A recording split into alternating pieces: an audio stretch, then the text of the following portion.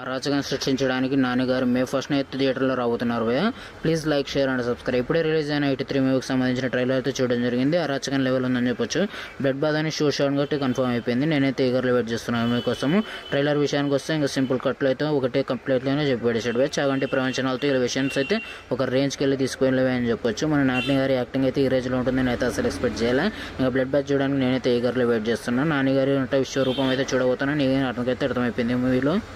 ఇంకా movie plot line విషయానికి వస్తే ఒక ఊర్లో జరిగే స్టోరీ అయితే కాదు భయ్య. డిఫరెంట్ ఊర్లలో జరిగే స్టోరీని కదించి ఒక మూవీగా తీసేయడానికి క్లియర్ కట్గా అయితే అర్థమవుతుంది. ట్రైలర్ల విషయానికి వస్తే ఇంకా చిన్న పాపను వెతకడానికి స్టార్ట్ చేసిన మన అర్జున్ సర్కార్కి దాన్ని డిఫెండ్ చేయడానికి ఎదురుపడ్డ క్యారెక్టర్స్ దాన్ని ఎదురు ఫేస్ చేసాడు అనేది నాని మూవీ చూసి మనం తెలుసుకోవాల్సి ఉంటుంది. ఇంకా రూత్లెస్ కాప్గా అయితే మన నాని కనిపించబోతున్నాడు అనే విషయం అయితే చాలా క్లియర్గా అయితే అర్థమవుతుంది. నాని గారు ఇందులో చాలా డేంజర్ క్యారెక్టర్ అయితే ప్లే చేయబోతున్నారు మనకి క్లియర్గా అర్థమైంది భయ్య. శైలేష్ కుమార్ గారు గట్టి ప్లానే చేశారని నాకైతే అర్థమైపోయింది. ఇంకా ట్రైలర్లో లాస్ట్ షాట్ అయితే ఉంది.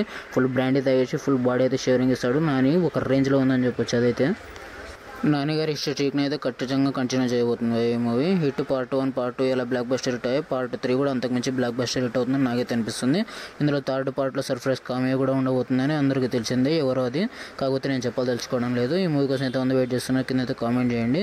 మీరు ట్రైలర్ చూసారో మీకు ఎలా అనిపించిందో కామెంట్ చేసి, లైక్ చేసి, షేర్ అయితే, సబ్స్క్రైబ్ చేసి ఖచ్చితంగా